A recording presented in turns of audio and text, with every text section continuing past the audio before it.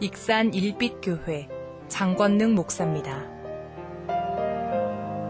네, 오늘 역사적인 2019년 3월 첫째 주 3월 3일 교회 설립 17주년을 맞이해서 하나님 앞에 겸손하게 나와 예배하는 우리 사랑하는 일빛 가족들 한 분 한 분에게 세상에서 맛볼 수 없고 경험할 수 없는 하나님의 신령한 은혜와 위로와 평강과 삶과 잘되는 하나님의 은혜를 경험하는 예배의 승리가 있는 복 있는 사람들 다 되시기를 주의 이름으로 축복합니다. 가톨릭 교회의 부패와 타락을 개혁하기 위해서 마틴 루터가 종교개혁을 일으켰습니다. 종교개혁을 하면서 설교에 대한 부분을 이렇게 정의를 합니다. 하나님으로부터 직접 하나님의 음성을 듣는 것이나 설교자를 통해서 하나님의 말씀을 듣는 것이나 조금도 차이가 없다. 그러므로 이 시간 선포되는 하나님의 말씀을 통해서 살아계신 하나님의 음성을 듣는 은혜가 있기를 주의 이름으로 축복합니다. 사랑의 하나님께서는 저와 여러분들을 일주일 동안도 애타게 기다리셨습니다. 주님의 몸된 교회가 일주일에 한 번 온 교회 식구들이 모이는 것을 하나님께서는 무척이나 기뻐하십니다. 함께 모여 하나님을 예배하는 것은 지상에 하나님 나라가 바로 여기에 이루어지는 것입니다. 이 시간을 통해서 하나님께서는 여러분에게 필요한 말씀도 주십니다. 깨달음도 주십니다. 마음의 평강도 주십니다. 위로도 주시고 기쁨도 주시고 능력과 지혜도 주실 줄로 믿습니다. 여러분이 또한 같이 기도하면 당연히 응답의 역사와 열매가 있습니다. 마음이 아픈 사람은 마음을 치료받게 되고 몸이 아픈 사람은 육신의 질병도 치료받게 됩니다. 삶이 지치고 힘든 사람은 반드시 새 힘을 공급받습니다. 이 좋으신 하나님을 만나 심령에 은혜가 넘치는 주인공이 되시기를 주의 이름으로 축복합니다. 그 결과 겸손해지고 온유해지고 자신을 돌아보고 회개하고 변화되는 축복이 주의 이름으로 우리 삶 가운데 아름답게 통치될 줄로 믿습니다. 오늘은 교회 17주년 말 그대로 생일입니다. 교회가 왜 중요하냐? 교회가 왜 중요하냐? 하나님은 우주 만물을 만드시고 에덴 동산에 창조하셨습니다. 그러면서 제일 먼저 하나님이 하신 일은 가정을 만드셨어요. 아담과 하와를 통해서 가정이 이런 곳이다.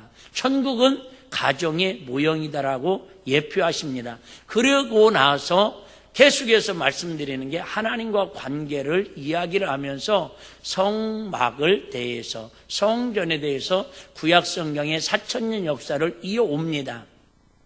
그런데 눈에 보이는 성전을 통해서 하나님의 영광을 이룰 수 없고 하나님의 나라를 이룰 수 없는 걸 아시기에 신이 하나님께서 한 분밖에 안 계시는 예수 그리스도를 육신을 입고 이 땅에 오셔서 아시는 것처럼 가장 천한 모습으로 가장 초라한 모습으로 이 땅에 오셔서 34년의 생애를 사시다가 작고 굵게 십자가에서 저와 여러분의 죄를 위해서 피 흘려 죽으십니다.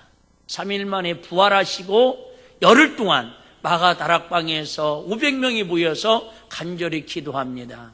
아니 우리가 전 재산을 하나님께 드리고 이렇게 부모 처자식을 버리고 예수님을 따라다녔는데 그 예수님은 나라를 정치를 개혁하고 우리에게 새 나라를 로마를 쫓아내고 살기 좋은 나라를 주실 줄 알았는데 허무하게 로마 병사들한테 빨가벗기고 처절하게 채찍에 당하시고 못 박히시고 면류관습이 조롱당하고 죽는 일이 웬 말입니까? 그나마 이들이 하나 기억하는 것은 너희에게 몇 날이 못 되어 내가 성령을 선물로 주리니 너희는 전심으로 기도하라. 이게 이루어질까 안 이루어질까 반신반의하면서 열심히 500명이 모여서 기도합니다. 웬일입니까? 열흘 동안 기도하는 중에서 3일을 기도해도 아무 변화가 안 일어납니다. 교회를 2년 다녔는데도 별로 복을 못 받았다 그 말입니다. 그러니까 많은 사람들이 집으로 떠나갑니다. 일터로 떠나갑니다. 자기의 삶의 현장으로 떠나갑니다. 일주일이 됐습니다. 기도하는 일이 지쳤습니다. 실증이 납니다. 교회 생활 10년, 20년 하다 보니까 교회에서 집사도 됩니다. 권사도 됩니다. 장로도 됩니다. 그런데 별로 내 삶은 변화되는 게 없고 내 마음은, 내 삶은 하나님 나라가 이루어지는 것처럼 실증나고 이제 교회의 매너리즘에 빠지기 시작합니다. 그래서 많은 사람들이 또 삶의 현장으로 떠나갔습니다. 그러든 말든 남이야 이렇든 저렇든 세상 말 듣지 않냐고 오직 하나님의 언약을 붙들고 주의 음성을 듣고 간절히 열흘 동안 기도하는데 500명이 모였다가 아시는 것처럼 몇 명이 남습니까? 120명이 끝까지 남습니다. 열흘째가 되는 날에 갑자기 그곳에 하늘에 불같은 마음들이 뜨겁게 임하더니 성령 충만함을 경험합니다. 잘 들으세요. 예수님이 그 짧은 생애를 죽으시고 부활하시고 승천하시고 우리에게 약속하신 그 마가다락방의 성령의 임한 체험을 통해서 첫 번째 나타나는 현상이 뭐냐면 자연스럽게 예루살렘 교회가, 초대교회가 태동되는 겁니다. 그 인류의 교회의 시작은 바로 마가다락방에서 시작됐지만 거기서 시작된 교회가 바로 예루살렘 교회가 시작된 거예요. 다시 얘기할게요. 예수님이 십자가 죽으시고 이 땅에 세우신, 핏값으로 세우신 생명의 전유물로 세우신 곳이 바로 교회라는 하나님의 생명체다, 그 말입니다. 그렇기 때문에 여러분, 지구촌에 있는 모든 교회들은 주님의 핏값으로 세우신 교회이기 때문에 소중하고 가치 있고, 지하실에 있던 조립식이든 1000만 명이 모이든 10명이 모이든 20명이든 주님의 이름으로 모인 교회는, 그래서 지구촌에 있는 모든 교회는 다 소중하고 아름답다, 그 말입니다. 이 예루살렘 교회가 하나님의 은혜로 폭발적인 부흥을 합니다. 10,000명, 20,000명까지 막 부흥합니다. 하루에 2,000명, 3,000명씩 교회가 성장합니다. 지난주에 말씀드린 것처럼 교회가 성장하니까 핍박도 옵니다.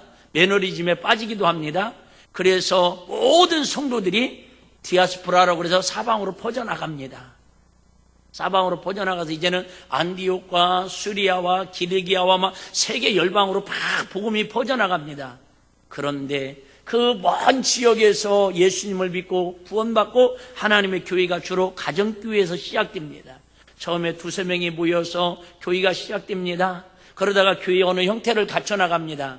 그런데 이제 교회들이 많아지니까 서로 유대인들이 있죠, 이방인이 있죠, 우리로 말하면 전라도 사람 있죠, 경상도 사람 있죠, 인천 사람 있죠, 강원도 사람 있죠, 또 유대인들이 있죠, 양반이 있죠, 뭐 쉽게 말하면 돈 있는 사람 있죠, 배움 있는 사람 있죠, 배움이 없는 사람 있죠, 뭐 다양한 사람들이 교회 구성을 이루다 보니까 첫 번째 생긴 문제가 유대인들하고 이방인 교회하고 부딪히는 문제가 할례 문제입니다. 할례를 받아야지, 안 받으면 안 된다. 할례가 구원의 조건이다. 아니다. 교회의 구성원이 되려면 할례를 받아야 된다. 안 받아야 된다. 이런 것 가지고 막 싸웁니다. 그거 문제를 1차 예루살렘 총회에서 해결을 했습니다. 할례 가지고 너무 그렇게 하지 말고 예수 피로 구원받은 게 중요한 것이지 할례를 받았다 안 받았다 이게 중요한 게 아니다. 이건 선택이지 필수사항이 아니다. 의무사항이 아니다. 이렇게 해서 정리를 합니다. 그런데도 교회마다 막 여러 가지 문제가 생깁니다. 그랬더니 오늘 본문에 제2차 예루살렘 총회를 다시 엽니다. 예수님의 육신의 동생인 야고보가 사도였는데 거기에 총의장, 휴장을 하면서 휴의를 거칩니다. 어쨌든 우상의 제물에 대한 얘기, 피에 대한 얘기, 음식에 대한 이야기, 이런 4가지 이야기를, 많은 이야기가 있었어요. 다양한 얘기들이 있는데 회의를 거쳐가지고 이 의견들을 통일성을 갖춥니다. 그래서 이 통일성을 갖춘 내용을 가지고 이제 안디옥과 그 지역에 있는 많은 교회들에게 교회 지도자 유다와 실라를 뽑아가지고 바나바와 바울이 같이 사역하는 그 사역에 동참시켜서 이 내용들을 이웃 교회들에게 보내는 편지의 내용이 오늘 본문의 내용입니다. 자, 오늘 본문의 내용을 제가 설명하려고 하는 건 아니고 오늘 본문에 보면 교회가 무엇을 해야 하는가, 왜 한국교회가 이렇게 안 믿는 사람들한테, 아니 믿는 우리들을조차도 자존감이 상실됐는가 한 번 정도 우리가 생각하는 그런 시간 한번 가져보려고 그럽니다. 우리가 아시는 것처럼 엊그저께가 3.1절 100주년 3.1절 기념행사들을 많이 했습니다. 정말로 영원한 숙제 중에 하나가 뭐냐면 과연 교회하고 이 세상, 정치와 어떤 세상하고 우리가 어떤 관계를 유지하느냐가 아주 미묘한, 첨예한, 예민한 부분입니다. 여러분에게는 조금 이해가 되지 않을 수도 있겠지만은 3.1절 독립운동을 할 때에는 해방신앙이나 민중신앙이나 이런 단어조차도 없었습니다. 그럼에도 불구하고 나라의 독립운동을 위해서 정말로 생명 바쳐도 헌신하고 충성하고 초계처럼 자기 목숨을 버린 사람들의 대부분이 기독교인들이라는 건 알고 계실 겁니다.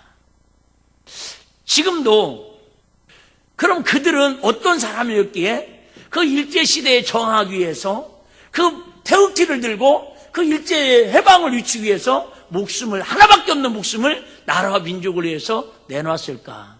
비극적인 얘기했고 말도 안 되는 얘기 제가 한번 강조했지 않습니까? 일제시대가 그렇게 침략을 해가지고 잔인무도하게 위안부 할머니들 이야기 들어보셔봐요.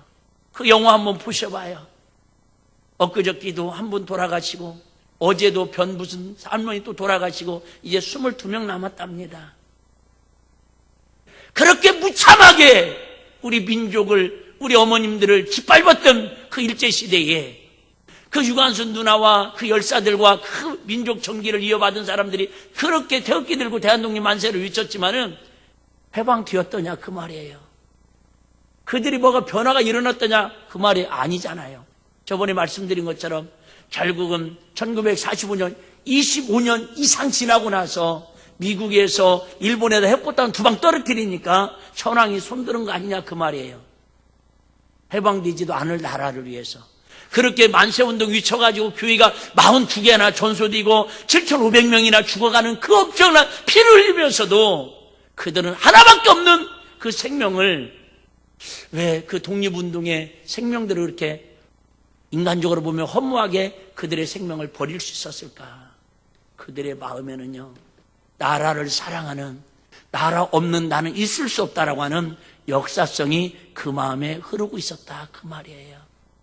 즉 예수를 믿으니까, 교회에서 교육을 받으니까 정치와 결탁하는 게 아니라, 어둠과 결탁하는 게 아니라 당연히 하나님의 나라가 하늘에서 이루어진 것 같이 이 땅에서 이루어져야 한다는 그 사명감을 가지고 그들은 비폭력으로 그렇게 독립운동을 하다가 한 줌의 채로 사라질 수 있음에도 불구하고 기꺼이 그 길을 감수함으로 갔다 그 말이에요.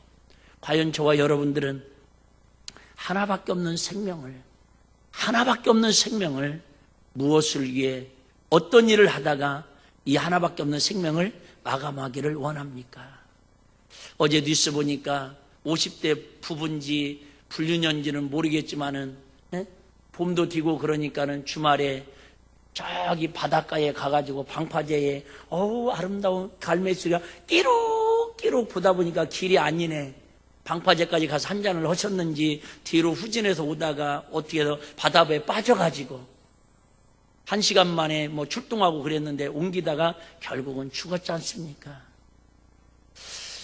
여러분, 어떻게 살아도 우리는 하나밖에 없는 생명, 언젠가는 목숨을 위해서 투자하다가 살아야 하는데, 저와 여러분들 하나밖에 없는 이 생명을 무엇을 위해서, 누구를 위해서, 무엇을 하다가 주님 앞에 갈 것이냐 그 말이에요. 속된 말로 개죽음처럼 가는 사람이 있을 것이고, 술 처먹고 사고 나가지고 다른 사람도 죽이고, 요즘 그것 때문에 말이 많지 않습니까? 이런저런 문제를 일으키다가 정말로 페루나처럼 비참하게 생애를 마감하는 그런 삶을 살기를 원합니까? 보배롭고 존귀한 나의 이 생명을 오늘 본문에 나오는 바울과 바나바처럼 하나밖에 없는 생명을 주님을 위하여, 교회를 위하여, 나라와 민족을 위하여, 복음을 위하여 쓰임받기로 결심하고 결단하는 은혜가 있는 우리 설립 감사 예배가 되시기를 주의 이름으로 축복합니다. 그래서 교회나 세상이나 비슷한데요, 여러분 5가지의 사명이 있어야 합니다. 새벽에 2가지를 말씀드렸는데, 첫 번째, 교회가 정말 하나님 기뻐하는 교회, 하나님께 자랑이 되는 교회, 하나님의 영광을 선포하는 교회가 되려면 첫 번째는 다양성을 인정할 줄 알아야 합니다. 다양성. 우리나라는 자랑거리가 단일민족이고 백이민족이라고 해서 아주 한민족의 역사성을 가지고 있었습니다. 근데 이제는 그런 거 주장하면 고리타분한 분권적인 사고로 무시당합니다. 지금은 다문화 가정을 다 인정을 해서 세계가 다 같이 하나라고 하는 다양성을 인정을 합니다. 교회도 마찬가지입니다. 예를 들어볼까요? 자, 70 먹은 할머니께서 막 한글을 깨우치기 위해서 초등학교 입학을 해가지고 졸업을 합니다. 혹시 뉴스에 나올까요? 안 나올까요? 나옵니다. 나옵니다. 초등학교 들어갈 때는 8살이면 들어가야 하는데 60년이나 늦게 들어가기 때문에 다양성을 어떻게 보면 받아들이기가 쉽지 않기 때문에 특별한 상황이라서 뉴스에 나옵니다. 이 말은 뭐예요? 초등학교는 8살 때 받아주는 곳이지 60, 70 먹어도 받아주는 곳이 아니다 그 말이에요. 그러니까 뉴스거리가 되는 거예요. 네, 여러분 교회는 아시는 것처럼 아기 뱃속에서 있는 아이부터 시작해서 내일 모레 돌아가실 90세, 100세까지 되는 분들도 다양한 사람들이 다 같이 모여서 하나님의 말씀을 듣고 같이 찬양하고 같이 예배하는 곳이 교회입니다. 자, 오늘 본문에도 22절에 보시면 자, 한번 제가 다양성을 설명하기 위해서 본문을 이야기하겠습니다. 이에 사도가 나옵니다. 사도는 지금으로 말하면 목사님을 얘기합니다. 목사님이 있고 장로님이 있고 장로와 온 교회가 다양한 교회가 있습니다. 익산에는 우리 일빛교회만 있는 게 아니라 500여 교회가 있는 것처럼 온 교회들이 있습니다. 교회마다 다 다양합니다. 다 다양합니다. 그 중에서 사람을 택하여 바울과 바나바도 있습니다. 택감받은 사람이 또 함께 안디옥으로 보내기를 가결하니 그 형제 중에 인도자인 바사바라는 유다도 있고 실라도 있습니다. 또 23절에 보면 그 편에 편지를 붙여 이르되 사도와 장로된 형제들은 어디에도 있고요, 안디옥도 있습니다, 스리아도 있습니다, 길리기아도 있습니다, 이방인 형제들도 있습니다. 이처럼 예수 안에는, 하나님 은혜 안에는 다양한 사람들, 다양한 성도들, 다양한 생각, 다양한 문화를, 다양한 나라의 사람들이 다 한 곳에 모여 있는 곳이 바로 예수 안에서 하나님 나라를 이루는 구성원이다 그 말이에요. 그런데 교회 와서 적응하지 못하고 교회 와서 시험 드는 사람, 대표적인 사람이 뭐냐면 다양성을 인정하지 못하는 거예요. 지난주 말씀드렸잖아요. 내 뱃속에 나온 아이들 3명을 데리고 식당을 가도 메뉴가 한 번에 만장일치로 통일되는 경우가 거의 없습니다. 여러분 교회 와서 좀 폭넓게 은혜 생활을 잘하려면 다양성을 좀 인정하는, 그런다고 해도 죄악을 받아들이고 나쁜 것을 받아들이고 이런 거 말고 좀 더 우리 마음을 넓혀서 정말 남녀노소 빈부 귀천 누구든지 다 와서 하나님 앞에 예배하고 하나님께 영광 돌릴 수 있도록 좀 교회 문턱은 그래도 낮춰야 한다 그 말이죠. 누구나 다 와서 예배 드릴 수 있는, 하나님의 은혜를 받을 수 있는 다양성. 그래서 여러분들이 내 마음이 좁아지는 이유가 뭐예요? 다양성을 인정하지 못하는 거예요. 아우 교회가 맨날 그죠? 국수만 끓인대야. 나는 먹으면 채우는데. 아우 교회는 맨날 신김치만 주대. 나는 겉절이 좋아하는데. 다 내 얘기하는 거 아시죠 지금? 여러분 물론 내가 덜 좋아할 수도 있어요. 내가 때로는 싫어할 수도 있어요. 내 옆에 사람이. 그런데 그 다양성을 받아들이고 인정할 때에 교회가 성숙해지고 하나님 기뻐하는 교회가 칭찬받는 교회로 성장해 갈 줄로 믿습니다. 우리 한국 교회가 참 장점이 많은데 단점이 그런 거예요. 교회 와서 막 은혜 받잖아요. 그러면 은혜 받을수록 그 다음부터 형제들하고도 아주 의절을 해버려. 나 명절에 안 가요. 나하고 이제 저 원수 자식들하고 나 이제 말도 안 섞어요. 여러분 그건 정말 위험스러운 신앙의 모습입니다. 어쨌든 다양성. 그런데 이 다양성만 가지면 다양성을 인정하면 아 좋은 교회, 아 참 저 사람은 마음이 넓어, 참 저 사람 참 이해폭이 넓어. 사람 좋다라는 소리, 교회 좋다라는 소리는 들을 수 있습니다. 그런데 그 교회는 완전한 하나님의 성령이 역사하는 교회는 될 수가 없습니다. 그래서 성경은 창세부터 요한계시록까지 모든 사람이 다 다양하다는 걸 인정하고 받아들이라는 거예요. 생각을 해봐요. 얼마나 다양한 사람들이 많이 나와요. 그런데 다양성으로 끝나면 안 되고 그 다음에 교회의 사명은 통일성으로 연결이 되어야 합니다. 트럼프나 김정은이나 생각이 다르지요. 우리나라나 베트남이나 북한이나 미국이 갖고 있는 생각이 다르지요. 그 다른 것을 가지고 다양성을 가지고 모여서 통일성을 이뤄내려고 정상회담을 하는 겁니다. 근데 다양한 걸 가지고 정상회담을 통해 통일성을 이루려고 그러는데 이루어지지 않으니까 지금 정세가 전 세계가 불안해하고 염려하는 부분이 아니냐 그 말이죠. 교회도 마찬가지입니다. 주일학교부터 어른들까지 다양한 의견, 다양한 생각, 다양한 사람들이 모여서 하나님께 예배하지만은 중요한 것은 예수 안에서 십자가를 중심으로 해서 통일성을 이루어야 바뀌었네요. 같은 말, 같은 생각, 같은 뜻을 통일성을 내야 그 교회를 하나님이 기뻐하는 교회다 그 말이에요. 어렵지요 이제. 다양한 걸 인정을 해야 하는데 그 다양한 걸 가지고 통일성을 내려니까 내가 희생하지 않냐고는, 내가 손해보지 않냐고는, 내 마음이 낮춰지지 않냐고는 절대 통일을 이루어질 수 없습니다. 자, 군대 얘기하는 걸 제일 싫어한다고 그러잖아요. 자, 군대에 가면 다 다양성이 있죠. 어떤 사람은 야행성 있는 사람, 어떤 사람은 이런 고기를 싫어하는 사람, 어떤 사람은 두부를 싫어하는 사람, 다양성의 음식과 문화와 체질을 가지고 군대에 옵니다. 그들을 다 인정을 합니다. 근데 군대가 뭐예요? 그 다양성에 오는 아이들을 딱 군복 입혀가지고 6시만 되면 빰빠라밤 빰빠빵 기상나팔 울려가지고 다 군복 입혀가지고 뛰게 만드는 게 그게 군대입니다. 통일성입니다. 아무리 다양한 생각을 가지고 다양한 재주를 가져서 딱 통일성을 만들 줄 않으면 그 군대는 강력할 수가 없습니다. 아무리 교회에 다양한 사람들이, 재능 있는 사람들이, 능력자들이 많이 모여도 그 다양성을 통일성으로 이루지 못하면 힘이 없습니다. 힘이 없어요. 자, 어디 한번 볼까요? 아까 마지막 부분, 26절 마지막 부분에 보니까 우리의 생명을 아끼지 아니하는 자인 우리의 사랑하는 자, 우리의 사랑하는 자, 26절입니다. 우리의 사랑하는 자, 우리의 사랑하는 자인, 자, 우리의 생명을 위하여, 주의 이름을 위하여 생명을 아끼지 아니하는 자를 우리의 사랑하는 자, 바나바와 바울과 함께 너희에게 보내기를 뭐하였느니? 일치 가결하였노라.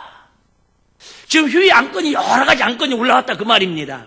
그런데 최종적으로 바울과 바나바와 유사와 바사바와 유다와 실라를 보낼 때는 그 모든 내용들을 딱 일치, 만장일치로 가결해가지고 통일성을 가지고 이것을 주변에 있는 이방인 교회들에게 편지로 보내서 이렇게 신앙생활을 하자고 교훈을 하고 있더라 그 말이죠. 여러분, 교회가 어떤 곳이냐? 다양성을 통일성으로 만들어내는 것이 교회의 능력입니다. 올 때는 막 다양한 모습으로 와요. 내가 좀 지각 오면 어때요? 난 찬양하는 거 재미없으니까 난 늦게 올 거야. 난 기도하는 시간은 짜증나는 찬양만 했으면 좋겠어. 나름대로 성격이 다 다양해요. 문화가 다 다양해요. 생각이 다 다양해요. 그런데 여러분, 내 생각, 내 문화대로 하는 게 아니라 그죠? 양보할 거 양보하고 버릴 거 버리고 포기할 거 포기해서 여러분 예수 안에서 믿음 안에서 성령 안에서 통일성을 이루는 게 교회의 힘이고 교회의 능력입니다. 우리 일빛교회가 다양성을 인정하는 교회에서 이제 통일성을 가지고 좀 더 나가야 하는데 이제는 좀 전에도 말씀드린 것처럼 하나님이 기뻐하는 교회나 여러분 가정이나 직장이나 사업장이나 똑같습니다. 세 번째는 뭐가 있어야 하면 역사성이 있어야 합니다. 이걸 다른 말로 말하면 제가 그냥 느끼는 대로 오늘 정리한 거예요. 시대성이 있어야 합니다. 과연 지금 한국교회가 역사성과 시대성을 잘못 정치인들과 결탁을 하는 순간에 한국교회가 이렇게 지금 무너져 가고 있습니다. 실수함도 100년 전에 한국교회는 정치와 결탁하진 않았습니다. 불의와 타협하진 않았습니다. 그들의 마음에 하나님 나라를 세우고자 하는 하나님의 정의, 시대성이 있었고 역사에 부끄럽지 않는 하나님의 나라를 세우겠다고 하는 그런 정의감이 있었기 때문에 그들은 독립운동을 목숨을 투개처럼 버리면서도 할 수 있었다 그 말입니다. 나는 우리 일빛교회가 한국교회 역사에, 익산시 역사에 시대의 등불이 되었다고, 시대에 바로 하나님의 뜻을 증거하며 살았다고, 그렇게 기록될 만한, 역사에 길이 남을 만한 그런 교회로 지금까지도 왔으면 감사하고, 혹시라도 미비한 부분이 있다면 앞으로 남은 생에는 그런 역사를 만들어가는 우리 일빛 공동체가 되기를 간절히 소망합니다. 그 일에 우리 같이 한번 힘을 합치자 그 말입니다. 세상 사람들이 뭐라고 하든, 세상 교회들이 우리를 향해서 뭐라고 하든, 마귀가 우리를 향해서 뭐라고 외치든 그 소리 듣지 마시고, 오직 이는 내 사랑하는 아들, 내 기뻐하는 자라고 하나님께서 주의 음성만 들었던 것처럼, 마가다락방에서 전심으로 기도하여 하나님의 약속을 붙들고 하나님의 음성을 들었던 것처럼, 우리 일빛교회가 제가 먼저는 하나님의 음성만 들을 수 있는 주의 종이 될 수 있도록 기도해 주시는 은혜가 있기를 주의는 부탁합니다. 하나님의 음성을 들어야 돼요. 그래야 시대를 볼 수 있고 시대를 향해서 위출 수 있는 하나님의 복음의 나팔수들이 들 수가 있습니다. 우리 일빛교회는 하나님 앞에 기념책에 기록되는 역사성을 가지고 살아갔으면 좋겠어요. 이 말은 뭐예요? 오늘이 아니라면 아니라, 오늘의 편안함이 아니라, 오늘 비록 감옥에 갈지라도, 오늘 비록 내가 희생을 할지라도 역사 후손들에게 부끄럽지 않는 그런 신앙의 발자취를 남기는 교회로 세워가자 그 말입니다. 네 번째는 이 말씀 때문에 오늘 본문을 제가 이렇게 정하고 기도하게 됐는데요, 사명성이 있어야 합니다. 여러분, 교회에는 사명성이 있어야 돼요. 사명은 제 식으로 표현하면 뭔가 하고자 하는 일을 위해서, 뭔가 목적을 위해서 내 목숨을 딱 바칠 수 있는, 하나밖에 없는 목숨을 딱 버릴 수 있는 그 일을 곧 사명이라고 저는 정의하고 싶습니다. 여러분, 어차피 우리는 하나밖에 없는 생명입니다. 한 번 왔다 가면 도끼를 수 없는 생명입니다. 왜 죽음이 안타깝습니까? 죽으면 다시 깨어날 수 없고 살아날 수 없으니까 안타까워하는 겁니다. 한 번 죽으면 상황 끝입니다. 그런데 우리가 아는 것처럼 16살 먹은 유관순 누나는, 제가 일부 때 물어보니까 16살이면 중3이랍니다.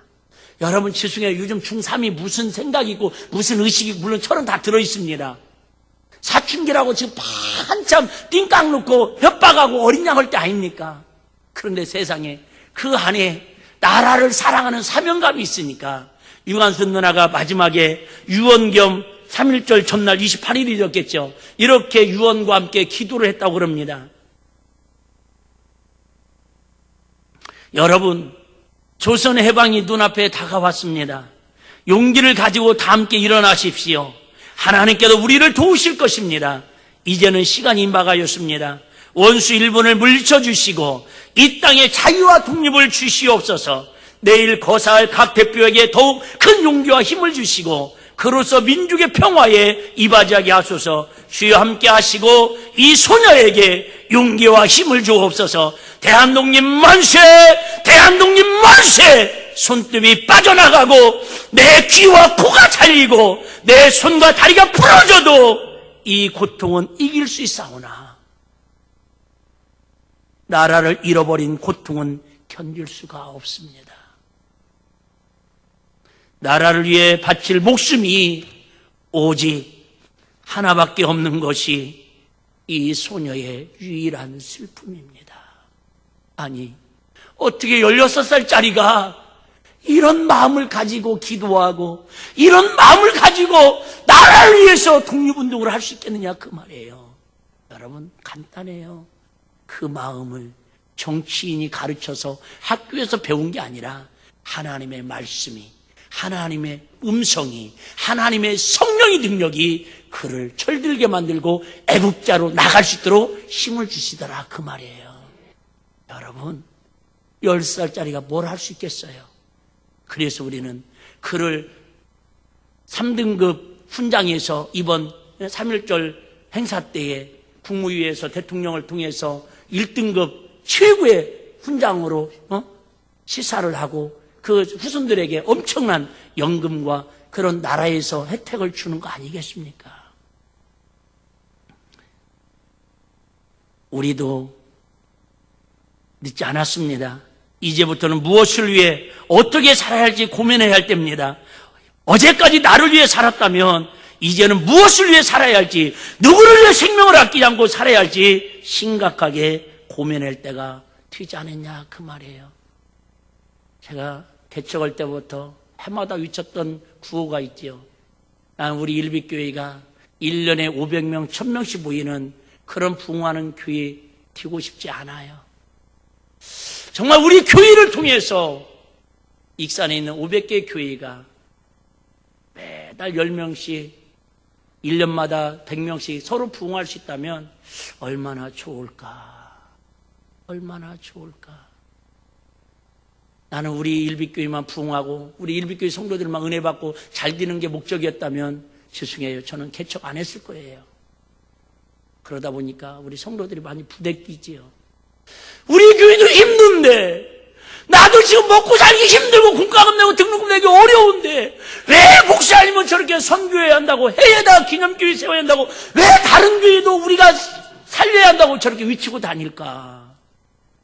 돈이 나오는 것도 아니는데, 우리 교회 뭐 특별히 뭐 도움되는 것도 아니는데, 여러분, 사명감이 없는 사람은 죽은 사람과 저는 다를 바가 없다고 생각합니다. 예수 믿는 사람에게는 사명감이 있어야 돼요. 뭔가를 위해서 내 목숨을 아낌없이 버릴 수 있는 그 일을 하는 사람은 참 행복할 수 있습니다. 흔히 그러죠. 남자는, 장수는 자기를 알아주는 주군을 위해서 생명을 내놓는다고. 여자들은 자기를 사랑하는 사람을 위해서 목숨을 내놓는다고. 과연 저와 우리 일빛교회 성도님들이 주님의 핏값으로 세우신 교회를 위하여, 주님의 그처럼 염원하시는 하나님 나라 복음을 위하여 교회를 세우는 일에 목숨을 바칠 수 있는 그런 신앙의 성장과 그런 마음이라도, 중심이라도, 아니 바나바와 바울은 똑같이 우리 예수 믿고 가는 천국 똑같은 거 아니에요. 그들은 복음을 위해서 주님을 위하여 생명을 아끼지 아니한다고 고백하는데, 우리는 조금만 교회 와서 싫은 소리 들어도, 조금만 부대끼는 이야기만 들어도 힘들어도 교회 못 나가겠네. 세상에, 나 살다 진짜 또 이 말도 옮겨질까 봐 치사하고, 아유 진짜 내가 막 이해해요. 다양성이니까, 새신자니까. 죄송해요. 여러분, 우리 17년도 우리 교회만큼 헌금 강조하는 교회가 어디 있습니까? 여러분, 죄송해요. 헌금 얘기 않고 헌금 강조하지 않는 목사는요, 나쁜 목사예요. 예수님은 여러분 설교할 때마다요 60%를 헌금 얘기했습니다. 재물 얘기했습니다. 물질 얘기했습니다. 근데 내가 불신자 집안에서 태어나가지고 교회 와도 너무너무 헌금 때문에 상처를 많이 받아가지고, 내가 헌금 얘기만큼은 가능하면 안 하리라 작심하고 이렇게 목회하고 있는 거예요. 1년에 딱 한 번. 그래도 하나님 앞에, 우리 하나님 앞에 그잖아요. 주일헌금, 선교헌금, 전도헌금, 자율적으로, 그것도 자발적으로 작정하자고. 그거 한 번 했는데 세상에 우리 목사님 헌금만 강조한다고, 그런 교회는 다니면 안 된다고. 여러분, 그게 얼마나 이해는 되지만, 그런 분이 죄송해요. 교회를 위해서 목숨을 바치겠어요? 나는 지금 비록 저는 우리 일빛교회가 어린아이 신앙이 있는 분들이 많이 있을지라도 제 궁극적인 목적은 어떤 핍박과 환란이 오면 정말 교회를 위해서 내 목숨을 내놓을 수 있는 그런 신앙으로 감옥이라도 갈 수 있는, 정말로 로마서 16장에 보면 하시는 것처럼 브리스라 아굴라는 사도 바울 그 목사님을 위해서 자기 목이라도 기꺼이 내놓겠다고 그렇게 고백을 하고 있습니다. 그들이 믿는 하나님은 누구고 내가 믿는 예수님은 누구길래 우리는 교회 앞에서 조금 더 손에 안 불려고, 조금 더 십자가를 지지 아니하고 대접만 받고 인정하지 않는다고 삐치고 시험 들고 변덕 부린다면 그게 얼마나 주님 앞에, 죄송하지만 주님의 십자가의 보혈의 피를 무시하고 흥정하는 그런 신앙인지 아니냐 그 말이죠.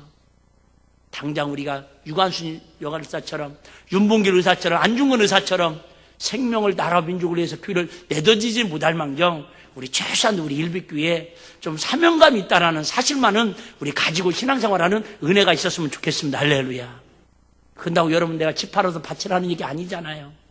여러분 심장 팔아가지고 교회 건축한 거 뭐라는 거 아니잖아요.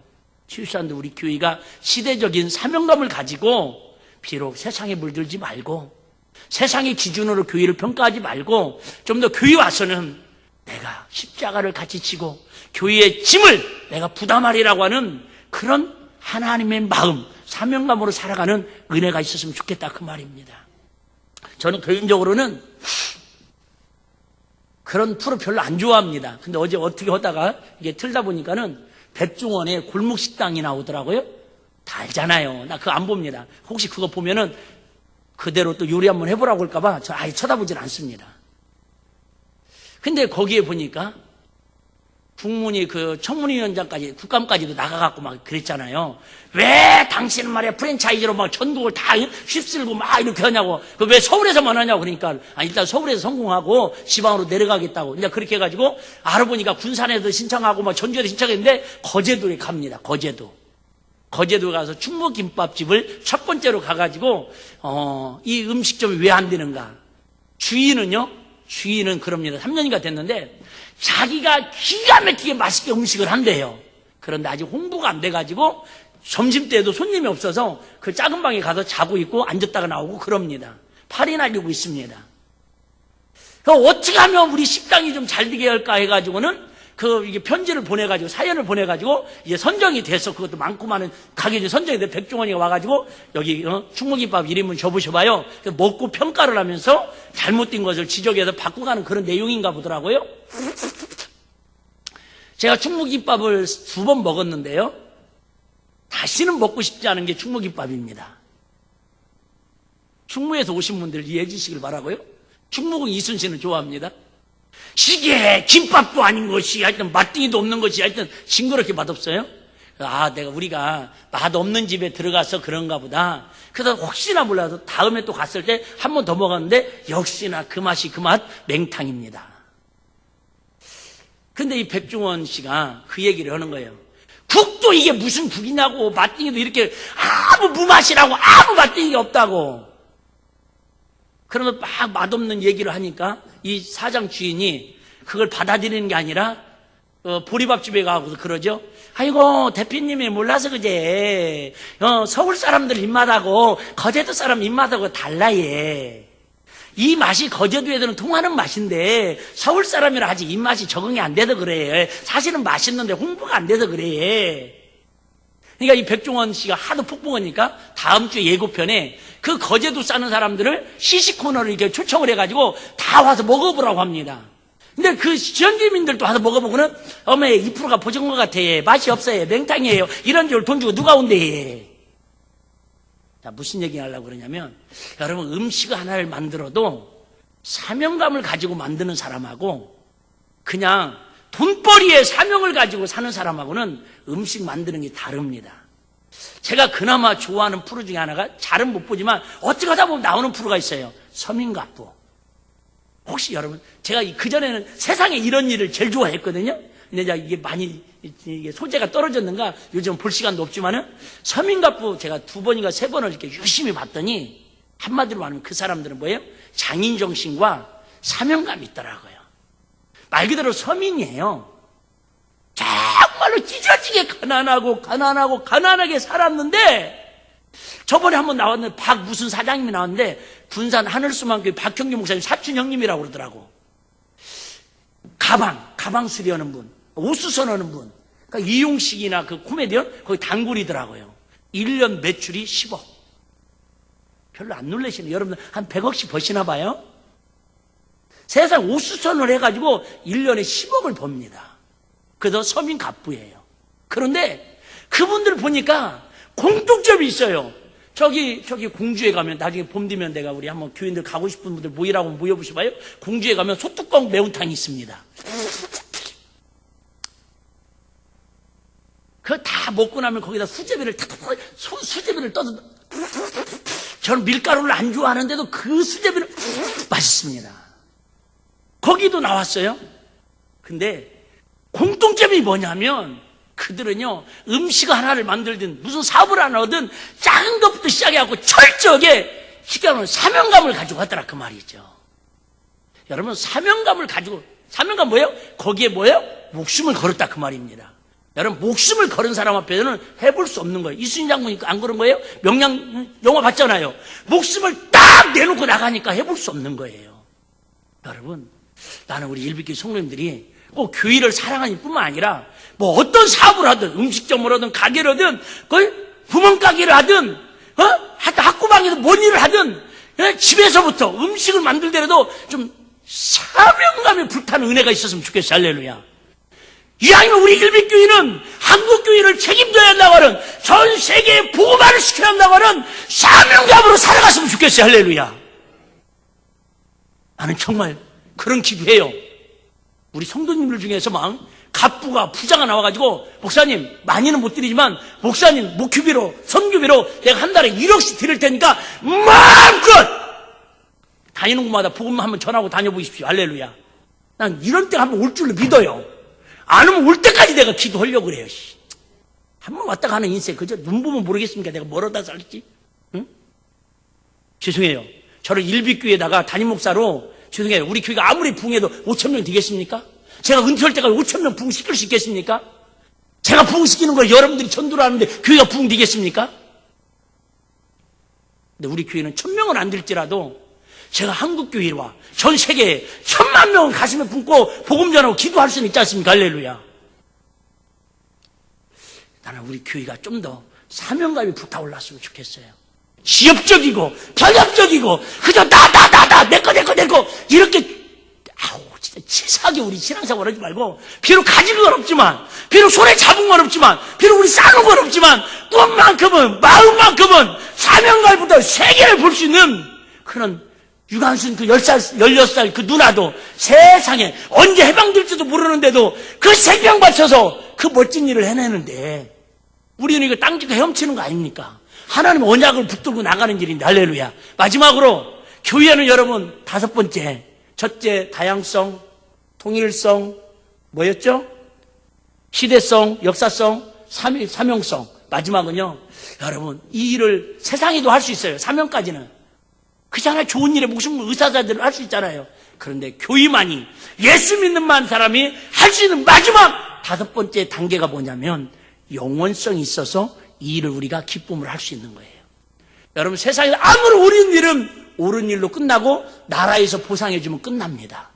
그렇지만 그 생명을 누가 책임져 주지 않습니다. 그렇지만 주님을 위해서 하나밖에 없는 생명을 초계처럼 버리고 교회를 위해 헌신하고 버릴 수 있으면요, 하나님이 그의 생명은 영원토록 그의 상급과 그의 멸류관은 하나님이 보장하신다고 성경이 약속했기 때문에 정말 하나밖에 없는 생명을 투자할 곳은 바로 주님의 복음을 위해서 투자하는 길밖에 없는 걸 믿으시기를 바랍니다. 자, 그러면 우리가 어떻게 하면 이런 복음에, 성경만 읽고 빨리 지나가겠습니다. 마가복음 8장 35절 36절에 보면은 왜 우리가 하나밖에 없는 목숨을 아끼지 말고 투자해야 합니까? 누구든지 제 목숨을 구원코자 하면 잃을 것이요, 누구든지 나와 복음을 위하여 자기 목숨을 초계처럼 버려버리면 구원을 얻으리라. 여러분, 그래요. 진짜 주님을 위해서 목숨을 버리면 목숨이 하나밖에 없는데 날아가고 손해볼 것 같은데, 아니, 하나님은 그를 인해도 더 풍성한 은혜와 복을 주신다라는 거예요. 할렐루야. 이게 믿어져야 이 일에 투자할 수 있는 거예요. 근데 안 믿어져요. 이게 안 믿어져요. 이게 맨날 세상 거 세법만 하고 있는 거예요. 계산만 하고 있는 거예요. 내가, 자, 마지막 한 절 더 봐야 해. 자, 사도행전 20장 22절 보겠습니다. 그럼 우리가 어떻게 이렇게 할 수 있느냐? 다 아까 말씀드렸습니다. 22절에 보니까, 사도행전 20장 22절에 보니까, 보라, 이제 나는 심령의 매임을 받아. 그래요, 여러분. 나의 마음이 누구로부터 매임을 받고 어떤 사람으로부터 지배를 받느냐가 중요합니다. 사도 바울은 성령으로 그 심령을 매임을 받으니까 결국은 그 가장 포악한 로마의 폭동 속에서, 폭제 속에서 처절하게 처형당하면서도 기쁨으로 내 영혼이 은총 입어 찬양을 하면서 주님 앞에 그 영혼이 기쁨으로 갈 수 있었던 것은요, 그 안에 심령이 성령으로 지배받으니까, 유관순 누나 그 마음속에 성령님이 그 마음을 지배하니까 가능하더라 그 말이에요. 기도가 뭐예요? 은혜가 뭐예요? 내 마음 내 생각 빼내버리고 나를 위해 피 흘려 죽으신 예수의 마음을 내 안에 가득 채우는 게, 그게 은혜고 그게 신앙생활이에요. 내 힘으로 안 돼요. 내 노력으로 안 돼요. 수고와 노력은 한계가 옵니다. 여러분 교회 생활도 마찬가지예요. 막 목사님이 좋아서, 교회 분위기가 좋아서 막 뭐 서리집사 받은 게 뭐 권사가 돼서, 여러분 그거 5년 10년 절대 못 갑니다. 그런데 날마다 새롭게 성령님이 내 마음에 은혜 부어주시고 사랑 부어주시고 생명 부어주시고 은혜 부어주시고 진리 안에 주시면요, 하루하루가 여러분 어쩜 그렇게 새로워요. 아멘. 자, 스가랴서 4장 6절만 읽고 마치겠습니다. 스가랴서 4장 6절. 만군의 여호와께서 말씀하시되 이는 힘으로 되지 아니하며 능으로 되지 아니하고 오직 나의 신, 하나님의 신 성령으로만 가능하다라는. 그래서 첫째도 둘째도 셋째도 교회의 사명은 성령 충만한 사람들이 모여있을 때 가능하다 그 말이에요. 교회는 다른 목적이 아니에요. 첫째도 둘째도 셋째도 성령 충만. 성령 충만하면 내 생각이 먼저 나오지 않아요. 성령 충만하면 내 욕심과 감정이 먼저 나오지 않아요. 성령 충만하면 어떻게 하면 주님이 기뻐하는 일에 나의 시간을 쓸 수 있을까? 나의 물질을 쓸 수 있을까? 나의 재능을 쓸 수 있을까? 이렇게 고민하며 주님 앞에 나아갈 때에 주님은 우리 일빛교회를 통해서 17년 동안 정말 아무리 생각해도 기적 아니에요. 여러분 요즘처럼 어려운 시대에 제가 주부에도 썼지만 지난주도 얘기했지만 마동에서 500에 25만 원짜리 상가 40평 얻어가지고 시작했는데 어쩌든 하나님께서 뭐 우리가 볼 때는 때로는 힘들 때도 있고 지칠 때도 있고 그러지만 여러분 어쩌든 내가 어제도 이렇게 교회 왔다 갔다 하면서 제 마음에 이런 마음이 자꾸 들어요. 교회가 크지도 않는데 작지도 않네. 어떤 분들 그래요. 막 우리 동기들이나 목사님들, 와, 교회 좋네요, 크네요. 그러는데, 모르겠어요. 난 교회가 크다고 한 번도 생각해 본 적이 없어요. 죄송해요. 이보다 10배 큰 교회를 저한테 담임 목사로 맡겨줘도 저는 크다는 생각 안 들을 것 같아요. 그런데 절대 저는 작지도 않아요. 우리 성도님들이 5,000명, 10,000명 되면 좋겠지만은 난 지금 있는 성도들 절대 작다고 생각하지 않아요. 교회는 숫자가 크고 작다, 건물이 크다, 작다가 중요한 게 아니라 하나님의 정체성, 하나님의 본질, 교회의 본질을 회복하고 그 등불 같은 사명을 감당하고 사느냐가 중요한 줄로 믿습니다. 한번 따라하겠습니다. 교회는, 성도는 주님을 위해, 교회를 위해 생명구조차 아끼지 말아야 합니다.